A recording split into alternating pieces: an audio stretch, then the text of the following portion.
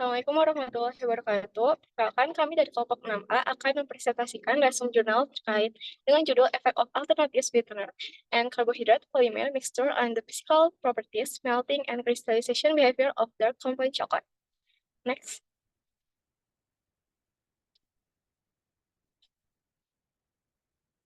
Baik, anggota kelompok dari 6A ini terdiri dari Angel dengan NPM 041, Siti Rahmi NPM 042, Nisrina Kalimatul Haq dengan NPM 043, Alita Imanu Iza dengan NPM 044, Salma Dewi Zahira dengan 045, dan Fairuz Naila Putri dengan 046. Next. Baik, saya akan menjelaskan terkait pendahuluan. Sebelumnya perkenalkan, nama saya Salma Dewi Zahira dengan NPM 045. Coklat merupakan makanan berbahan dasar lemak dengan kandungan gula yang tinggi, di mana sukrosa merupakan bahan baku utama non-lemak yang mempengaruhi rasa, tekstur, dan reologi. Namun, kandungan gulanya yang tinggi dianggap kurang sehat. Oleh karena itu, terdapat dua jenis pengganti sukrosa.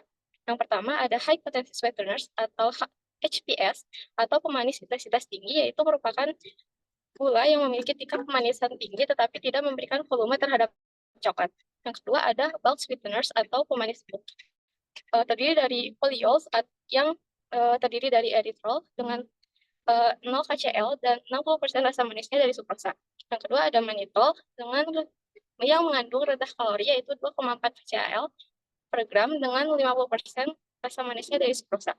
Kemudian yang kedua ada monosakarida. Contohnya itu togotase dengan yang mengandung rendah kalori sebanyak 1,5 KCl per gram dengan 92% rasa manisnya dari sukrosa. Kemudian yang ketiga ada low digestible carbohydrate atau LDC. Contohnya ada inulin dan polydextrosa yang mengandung rendah kalori sebesar 1,5 KCl per gram yang memberikan tubuh dan tekstur pada coklat. Namun, kedua jenis pemain tersebut bersifat tidak hygroskopis atau tidak menyerap air, kecuali pada kelembaban relatif sangat tinggi, yaitu sekitar kurang lebih 90%. Selain itu, coklat merupakan bahan yang Newtonian yang shortening viskositasnya yaitu menurun saat diberi tekanan. Sifat reologi penting karena mempengaruhi efisiensi pengolahan serta organoleptik pada coklat. Faktor yang mempengaruhi reologi coklat ini terdiri dari 3, yaitu ukuran partikel, kelembaban atau kandungan air, sifat higroskopis. Oleh karena itu, penelitian ini mengevaluasi dampak campuran pengganti sukrosa terhadap yang pertama sifat fisik, meliputi morfologi kristal, kadar air, distribusi ukuran partikel, kemudian yang kedua ada reologi, 3 polimorfisme lemak, dan yang terakhir sifat thermal dan compound coklat. Boleh dilanjut.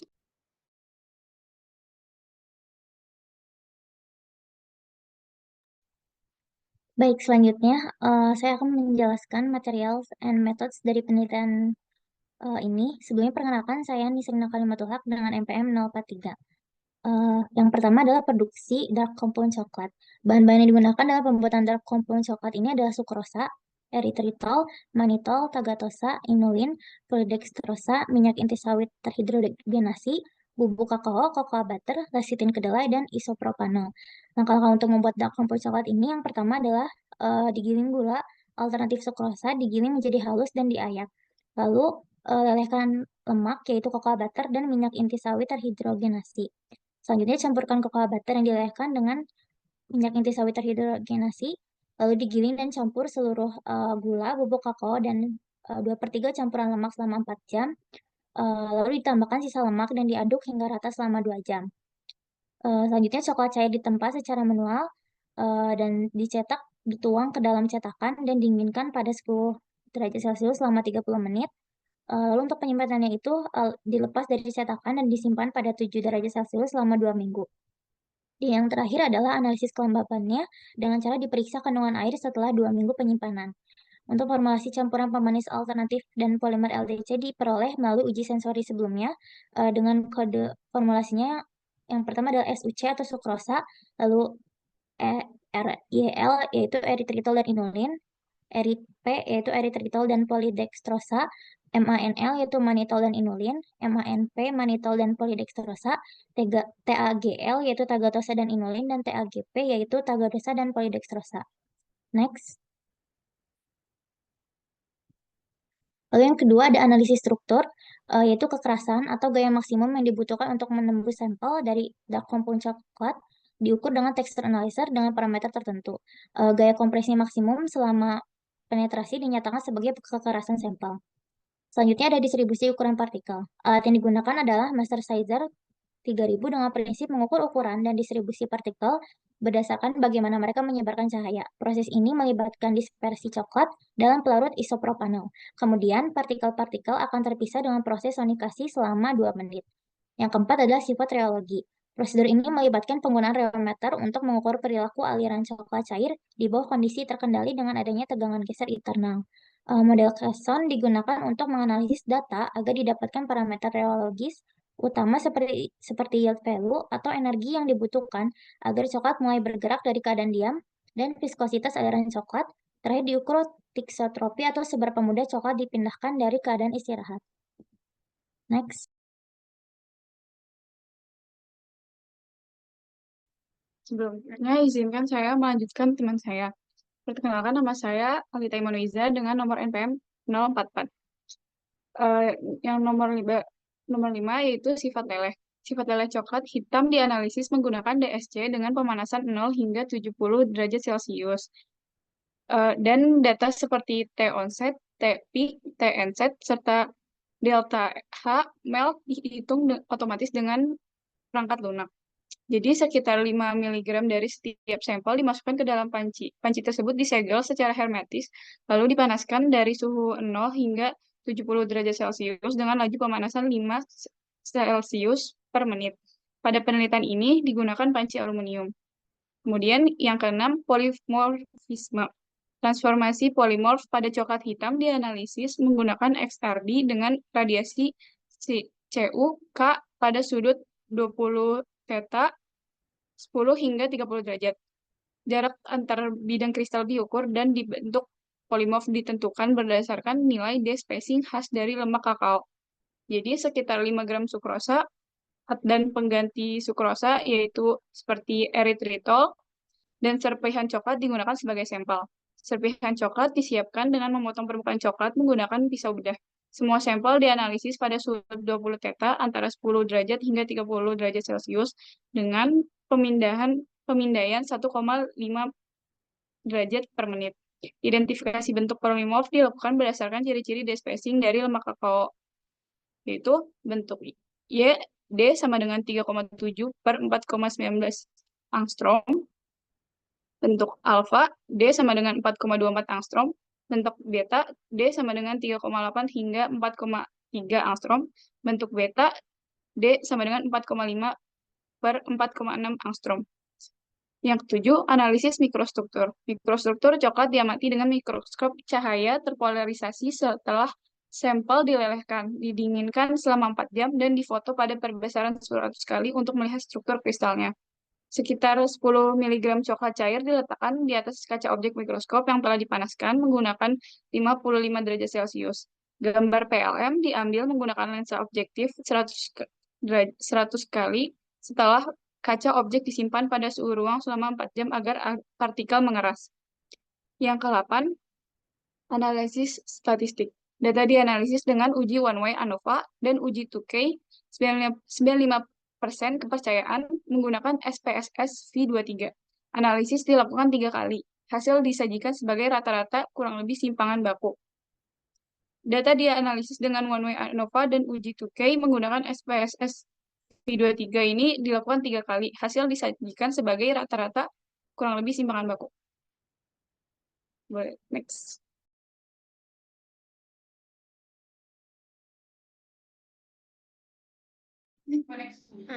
Baik, yang selanjutnya di sini saya akan menyampaikan hasil result and discussion atau hasil dan pembahasan. Sebelumnya perkenalkan, nama saya Angel dengan NPM akhir 041. Yang pertama, di sini ada moisture content atau kadar air. Kadar air pada dark compound coklat dapat mempengaruhi tekstur dan stabilitas penyimpanannya dengan mengubah struktur mikroskopis coklat. Beckett pada tahun 2009 menekankan pentingnya menjaga kadar air coklat di bawah 1% untuk menghindari penggumpalan komponen higroskopis yang dapat mempengaruhi viskositas coklat. Hasil penelitian menunjukkan bahwa kadar air semua sampel bebas sukrosa seperti eritol I, eritol P, manitol I, manitol P, tagatosa I, dan tagatosa P tetap di bawah toleransi 1%.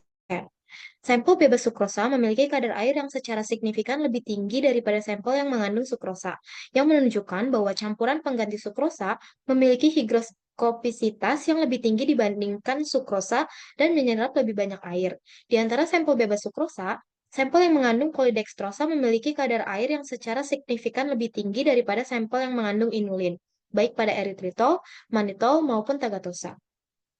Wong dan kawan-kawan pada tahun 2022 telah melakukan studi yang menunjukkan bahwa polidextrosa menunjukkan afinitas air yang lebih besar daripada inulin dalam mencapai kesetimbangan pada water activity 0,65. Meskipun demikian, perbedaan kadar air antara sampel yang mengandung sukrosa dan yang tidak mengandung sukrosa sangat kecil, yaitu kurang dari 0,1%, sehingga semua campuran pengganti sukrosa menunjukkan potensi untuk menggantikan sukrosa dalam dark chocolate, kecuali manitol P dan tagatosa P. Boleh di next. Baik, yang selanjutnya itu ada particle size distribution atau PSD. Jadi distribusi ukuran partikel atau PSD sangat penting dalam memahami sifat coklat karena memberikan informasi tentang luas permukaan dan kepadatan pengepakan. Ukuran partikel coklat biasanya dikontrol di bawah 30 mikrometer.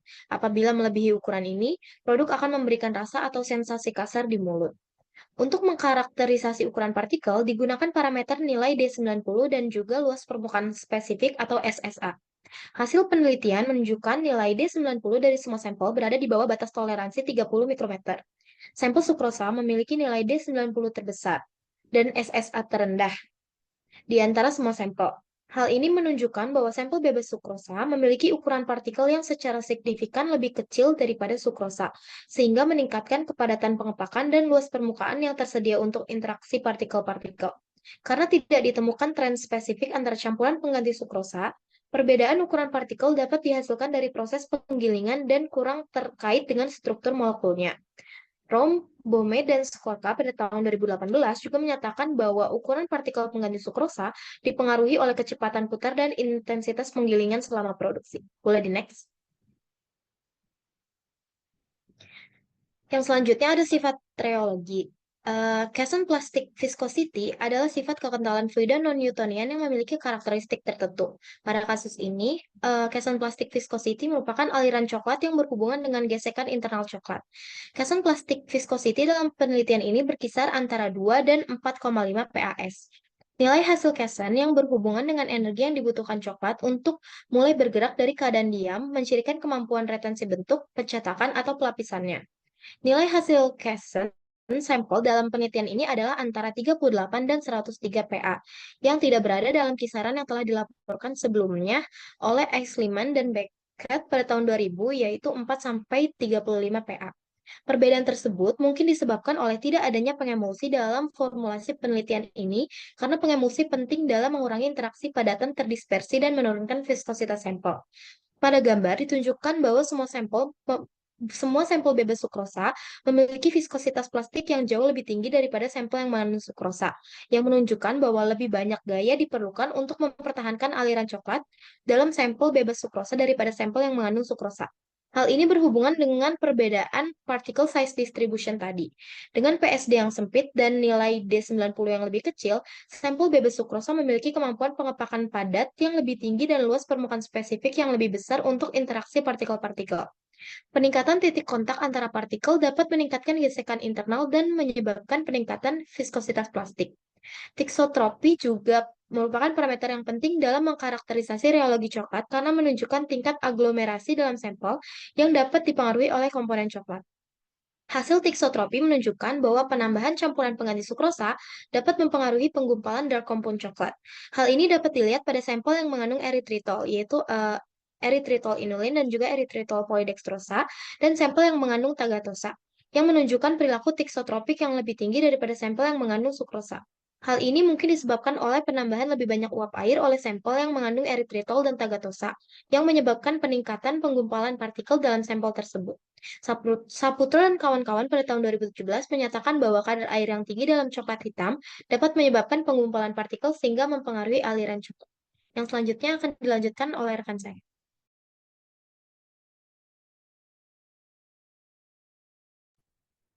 Sebelumnya, perkenalkan nama saya Fairuz Nela Putri dengan NPM 046. Selanjutnya, saya akan menjelaskan terkait dengan melting properties atau sifat leleh. Sifat leleh dari dark compound coklat itu didominasi oleh kristalisasi dan polimorfisme triasil gliserol dalam coklat. Triasil gliserol dalam cocoa butter dapat mengkristal menjadi bentuk polimorfik gamma, alfa, beta, dan juga beta prime dengan titik leleh masing-masing yaitu 18, 23,5, 28, dan 34,5 derajat Celcius. Polimorf beta 5 dan juga beta 6 itu biasanya lebih disukai dalam coklat karena titik leleh dan juga umur simpannya yang cenderung lebih stabil. Hasil penelitian menunjukkan bahwa dua puncak leleh endotermal itu terdeteksi, yaitu endotermal kecil pada suhu rendah, yaitu 13-16 derajat Celcius, dan endotermal besar pada suhu tinggi, yaitu 33-34 derajat Celcius, yang menunjukkan adanya lebih dari satu tipe polimorf lemak dalam sampel. Lalu, tidak ada perbedaan signifikan pada puncak leleh suhu tinggi dari seluruh sampel. Hal ini menunjukkan bahwa stabilitas kristal yang sama pada seluruh sampel. Tidak ada perbedaan signifikan pada entalpi leleh dari seluruh sampel yang menunjukkan bahwa seluruh sampel itu memiliki kristalinitas lemak yang sama. Sukrosa pada puncak leleh suhu rendah itu memiliki suhu onset dan juga entalpi leleh yang lebih tinggi dibandingkan dengan sampel bebas sukrosa lainnya. Hal ini ditunjukkan oleh tingginya jumlah kristal lemak dengan titik leleh rendah, yang menyebabkan penundaan pada titik awal leleh dan dibutuhkan lebih banyak energi hingga sampel benar-benar meleleh. Struktur molekul dan juga perbedaan distribusi ukuran partikel itu tidak mempengaruhi polimorfisme lemak dominan. Boleh di next. Selanjutnya adalah texture analysis atau analisis tekstur. Hasil dari penelitian itu menunjukkan bahwa nilai kekerasan dari sampel bebas sukrosa, kecuali erythritol I, itu berada di antara 12 dan 14 Newton. Seluruh sampel bebas sukrosa, kecuali erythritol I, itu mengalami peningkatan nilai kekerasan secara signifikan apabila dibandingkan dengan sukrosa.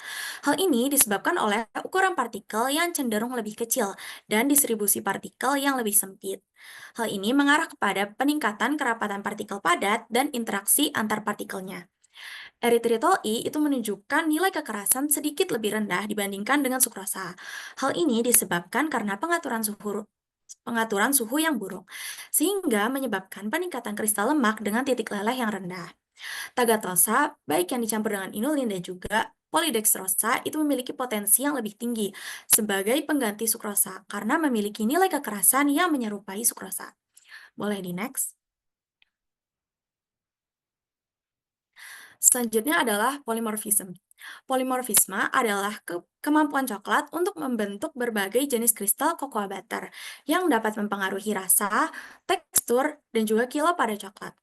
Hasil dari penelitian itu menunjukkan bahwa coklat yang dibuat menggunakan sukrosa itu menunjukkan berbagai puncak, yang menunjukkan adanya berbagai tipe kristal dalam sampel.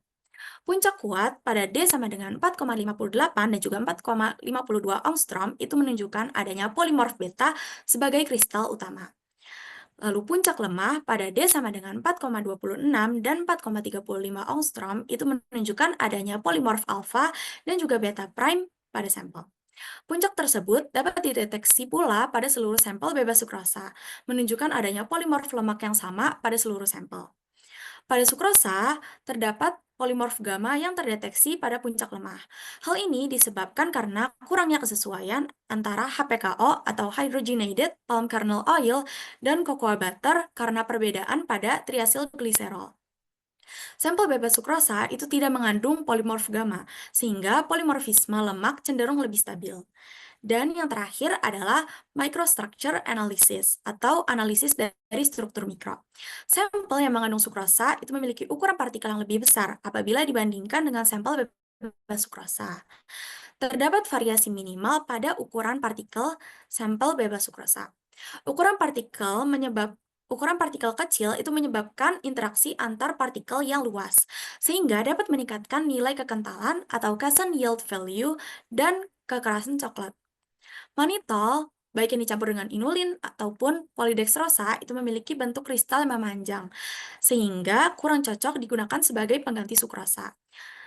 dan struktur mikro serta sifat akhir dari coklat pada sampel bebas sukrosa itu dipengaruhi oleh ukuran dan juga bentuk dari kristalnya. Selanjutnya akan dijelaskan. Baik, selanjutnya akan dijelaskan oleh saya. Sebelumnya, perkenalkan nama saya Siti Rahmi dengan NPM 042. Jadi kesimpulan yang dapat kita ambil adalah penggantian sukrosa dalam coklat kompon gelap berpengaruh besar terhadap sifat, reologi, dan tekstur, tetapi hanya sedikit mempengaruhi kristalisasi dan titik leleh. Nah, pengaruh ini dipengaruhi oleh sifat higroskopis, ukuran, dan bentuk partikel dari pengganti sukrosanya. Partikel yang lebih kecil dan memanjang meningkatkan kekerasan dan viskositas karena kepadatan kemasan yang lebih tinggi. Meskipun mengganti sukrosa yang digunakan bersifat higroskopis, yang berpotensi meningkatkan kadar air dalam coklat dan menyebabkan penggumpalan partikel, semua sampel masih berada di bawah batas kadar air 1% dan memiliki kekerasan yang serupa. Di antara semua pengganti, eritritol merupakan yang paling cocok karena memiliki sifat fisik dan nilai yield Kessen yang mirip dengan sukrosa. Segitu saja presentasi dari kelompok kami, kurang lebihnya mohon maaf. Wassalamualaikum warahmatullahi wabarakatuh.